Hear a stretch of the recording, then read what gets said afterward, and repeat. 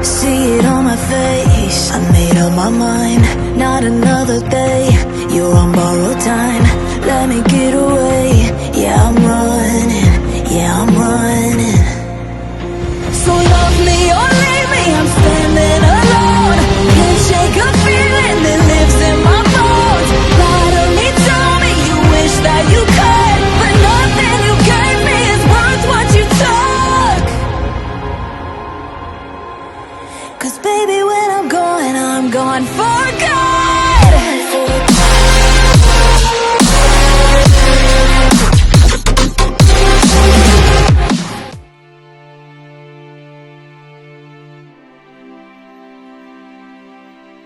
Melanjutkan dari kisah sebelumnya. Sebelumnya setelah memasuki lautan, Xiaoyan menemukan Raja Jiaolong yang melepaskan formasi larangan. Merasakan formasi larangan yang cukup merepotkan, Xiaoyan akhirnya segera meminta tahanan roh untuk menghancurkannya. Setelah formasi dihancurkan, seketika Raja Jiaolong langsung terkejut. Pada saat ini Xiaoyan melangkah maju dan langsung mengunci posisi Raja Jiaolong. Melihat hal itu, tubuh Raja Jiaolong segera mundur dengan cepat. Saat ini dia sama sekali tidak berniat untuk melawan Xiaoyan. Namun bagaimana mungkin kecepatannya bisa menandingi kecepatan Xiaoyan? Dengan kekuatan guntur ekstrim di bawah kakinya, Xiaoyan seolah menghilang dan muncul tepat di depan Raja Jiaolong. Tanpa peringatan apapun, tinju Xiaoyan menghantam keluar disertai suara ledakan berat yang menggema di udara. Tinju itu membawa kekuatan luar biasa sehingga Raja Jiaolong buru-buru merespon. Dua tanduk kecil di kepalanya memancarkan kilatan petir yang saling beradu dengan kekuatan Xiaoyan. Namun perisai pelindung yang dibuat Raja Jiaolong sama sekali tidak mampu menahan serangan itu. Dalam sekejap perisai tersebut hancur berkeping-keping di bawah tinju Xiaoyan. Dan seluruh kekuatan itu langsung menghantam kepala Raja Jiaolong. Pada saat yang sama, terdengar jeritan menyedihkan. Awalnya Raja Jiaolong memiliki kekuatan di tingkat keempat keabadian para dewa. Namun sejak salah satu fragmen jiwanya diserap oleh Xiaoyan, kekuatannya turun ke tingkat ketiga. Dalam kondisi itu, bagaimana mungkin dia sanggup menjadi lawan Xiaoyan? Bahkan jika dia masih berada di tingkat keempat, Xiaoyan tetap bisa menghancurkannya dengan mudah. Pada saat ini tubuh raksasa Raja Jiaolong bergetar hebat, lalu terpecah menjadi ratusan naga kecil berwarna hitam yang terbang melarikan diri ke berbagai arah. Dia berusaha melarikan diri dengan cara ekstrim dan berharap bisa menghindari pengejaran Xiaoyan. Namun jelas dia meremehkan kekuatan jiwa ilusi milik Xiaoyan. Bagi Xiaoyan, setiap fluktuasi jiwa sangat jelas terasa. Semua naga kecil itu mungkin tampak sama, tetapi di bawah kekuatan jiwanya, perbedaan mereka tampak mencolok. Xiaoyan tidak langsung menyerang, melainkan menunggu dengan tenang sampai dia benar-benar merasakan aura asli Raja Jiaolong. Begitu yakin, dia langsung melangkah cepat dan mencengkram ke arah posisi Raja Jiaolong yang sebenarnya. Raja Jiaolong, Xiaoyan berkata dengan dingin. Seketika Raja Jiaolong menertawakan dirinya sendiri dengan getir dan suaranya menggema.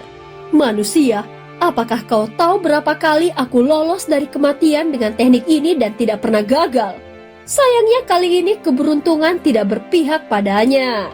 Dia berhadapan dengan seseorang yang memiliki kekuatan jiwa yang luar biasa. Dan itu membuat semua teknik melarikan dirinya sia-sia.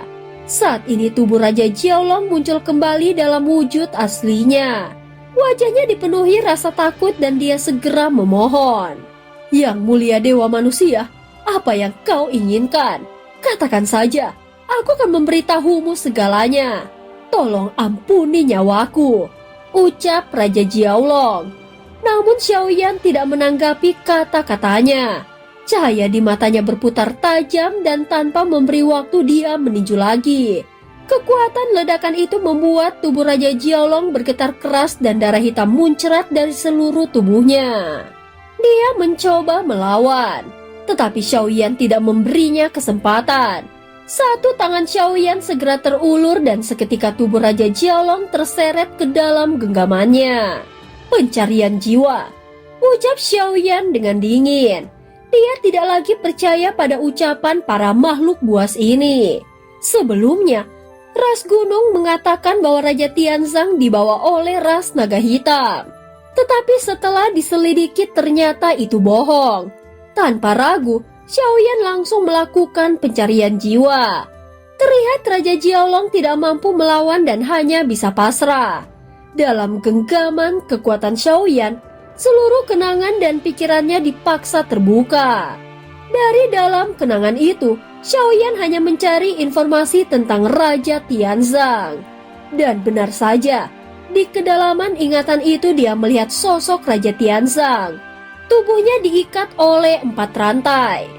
Dipenuhi luka dan darah menetes di sekelilingnya. Di hadapannya duduk sosok bayangan hitam misterius bersama para anggota ras Phoenix Api.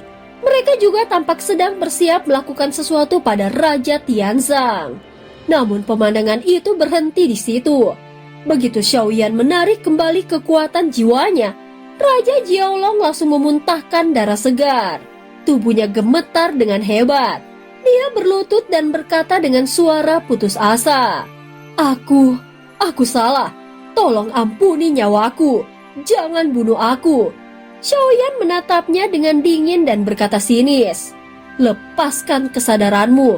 Jika kau melawan, aku akan menghancurkanmu. Jika tidak, aku bisa memberimu kesempatan hidup." Pada saat yang sama, api surgawi di sekitar Xiaoyan mulai menyala. Hanya dalam sekejap, dia bisa membakar tubuh Raja Jiaolong menjadi abu. Tidak punya pilihan lain, Raja Jiaolong akhirnya menurunkan pertahanannya. Begitu dia melonggarkan pikirannya, Xiaoyan langsung menyergapnya ke dalam bendera penekan jiwa. Saat ini Raja Jiaolong sepenuhnya terkurung di dalam bendera penekan jiwa. Namun Xiaoyan merasakan bahwa semua ini tidak sesederhana yang terlihat. Dia merasa pertikaian antara para ras tampaknya jauh lebih rumit. Setelah mengalahkan Raja Jiaolong, Xiaoyan bergegas ke permukaan Laut Hitam. Di permukaan laut tampak banyak ras yang sedang berperang. Pertempuran telah menjadi sangat kacau dan tak terhindarkan. Lautan hitam pekat kini berubah menjadi merah darah. Banyak mayat, darah, dan jiwa yang bercampur menjadi satu, membuat seluruh samudra tampak seperti lautan darah yang mendidih. Saat ini serangan ras Phoenix Api dan ras lainnya tampak seperti tak terbendung. Seiring berlalunya waktu, banyak korban jiwa yang berjatuhan. Pada saat yang sama, aura Xuan Huang juga muncul. Dia sedang bertempur sengit melawan tetua ras Phoenix Api. Namun keadaannya mulai tidak menguntungkan. Phoenix Api mengibas-ibaskan sayapnya sehingga lapisan demi lapisan api menyerbu Xuan Huang. Namun racun kuat yang terkandung di dalam api itu tidak mudah dilenyapkan.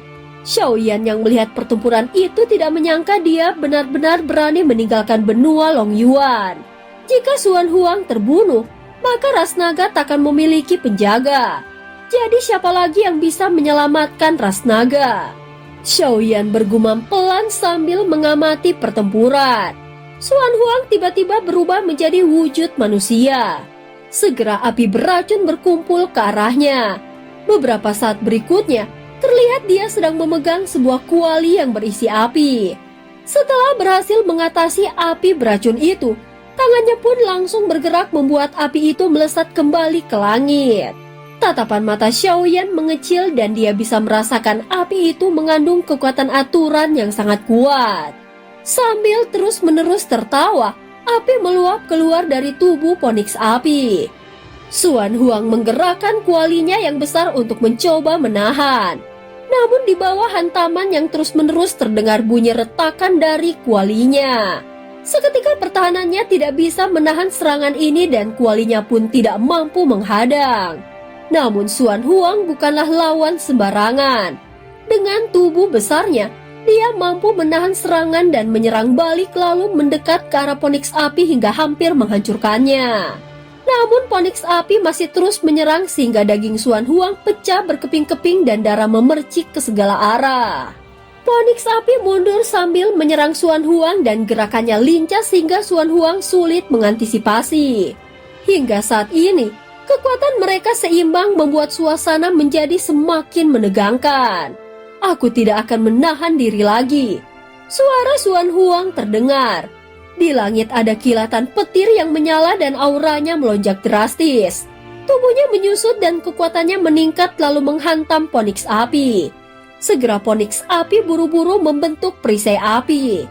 Namun Xuan Huang menabrak perisai itu hingga runtuh, membuat tetua Phoenix api menyemburkan banyak darah. Mereka pernah membuat janji, tetapi mengapa belum muncul juga? Tetua Phoenix api bergumam sambil mundur lalu terkejut. Saat berikutnya, tiba-tiba muncul beberapa Phoenix api lagi dari retakan ruang di angkasa. Dari retakan-retakan itu juga keluar 3 sosok yang tampak berwibawa. Berbeda dari yang pernah dilihat Xiaoyan sebelumnya. Inilah 3 ras gunung yang biasanya muncul pada pertemuan besar. Di antara mereka adalah ras Feng Tiango, Ning Haiyao, dan Zhan Luo Yaomu. Ketiga sosok tersebut adalah leluhur dari 3 ras gunung. 2 diantaranya melepaskan aura tingkat keempat, dan 1 melepaskan aura tingkat kelima. Saat sosok tingkat kelima itu muncul, tubuh Xiaoyan langsung merasa tertekan. Luolan merupakan salah satu sosok pembunuh tingkat kelima yang pernah bertarung dengannya. Tidak disangka dia akan bertemu di tempat seperti ini. Sebelumnya Xiaoyan sempat berpikir apakah dia harus turun tangan membantu Xuan Huang. Namun sekarang jelas dia harus bertindak. Saat ini dia tidak akan lagi ragu dan bertekad menyerang Tian Luolan dari ras Zhen Luo Yaomu. Bagaimanapun, dendam lama harus dibalaskan sehingga pertempuran berdarah itu tidak bisa terhindarkan. Saatnya balas dendam, ucap Xiaoyan dengan suara yang dalam. Dan cerita pun berakhir. Terima kasih udah dengerin Mihu dari awal sampai akhir ya. Sampai jumpa.